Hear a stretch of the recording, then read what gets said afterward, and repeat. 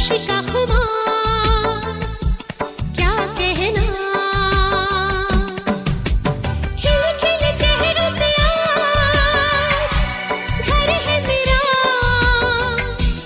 गुले गुलजार क्या कहना।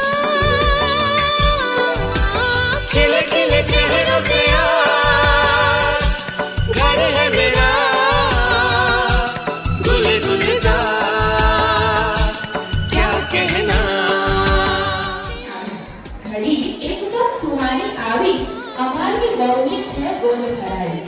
તમે અમારી ખુશીઓમાં આપ્યો સાથ એટલે જ કહીએ છે આભાર। આવવાનું છે નવું મહેમાન ખબર નહીં ચાંદની હશે કે ચાંદ। સપનાની ડોર બાંધીને રાખજો ખુશીઓને આ પળમાં તમે આવવાનું રાખજો।